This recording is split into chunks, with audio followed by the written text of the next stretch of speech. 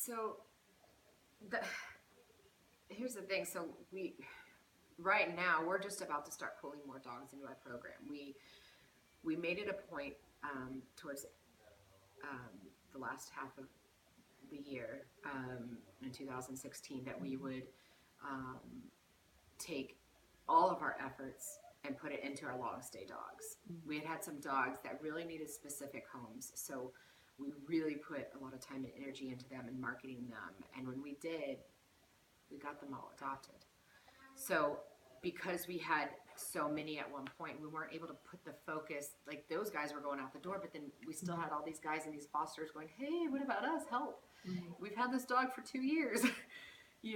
Like we need a home. And so we owed it to them before we started pulling in more dogs. And so we're like, let's get these guys adopted. And so we did that. At the end of the year, we just did actually a meet and greet, I guess it was yesterday or today, where one of our last dogs is being adopted. So we're pulling next week. So as far as the dogs that are going to be coming into our program, we've had our recent board retreat and really kind of looked at this on how we're going to go moving forward. We've made a lot of decisions in our past as far as how we pull dogs. A lot of that was like, hey, we're going to pull them off the chain. We're going to pull from a kill shelter. We're going to do this and that. That hasn't really changed, except for the fact that what we were doing, I feel like, was focusing so much on the ones that were pretty far gone and that maybe needed the most help. And granted, we don't ever want to say that wouldn't be the same. How do I put this? There's so many. Right. There's literally millions. Right.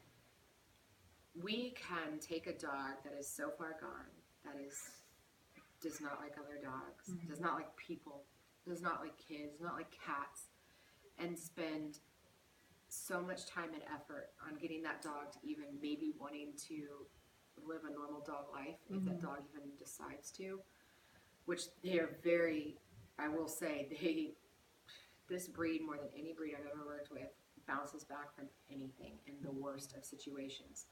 So I think that's why we give them even so much of a second chance in training them and rehabilitating them. But what we've decided is moving forward, we really put a lot of focus on pulling in the guys that are great. Right. Let's get those guys through. Let's get those guys out. And then we will pull one that has some special needs that we can focus on, but we won't make it that they're all special needs. Right. Because then we sit there all year long with 5 special needs dogs that, okay, great. I'm not saying that we didn't save their lives or we didn't help them. Right. But what if we can't find a home to adopt them, like ever? Right.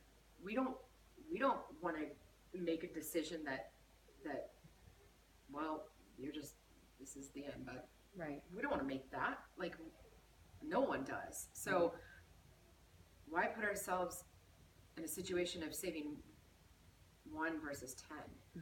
I guess, and I hate even looking at it that way. I really do. Like, it's really hard for me to even comprehend or swallow that sometimes, because it's like, well, if they're adoptable, then why not get this one that can't be? Because bottom line is there's still millions. And until we even get to the point where that's even not the case, then we could re-look at what we need to be doing. But until then, why not get more ambassadors out there? Why not pull more dogs into our program that we can put into great homes? Because those good dogs are being put down too. So let's get them into our program and let's work.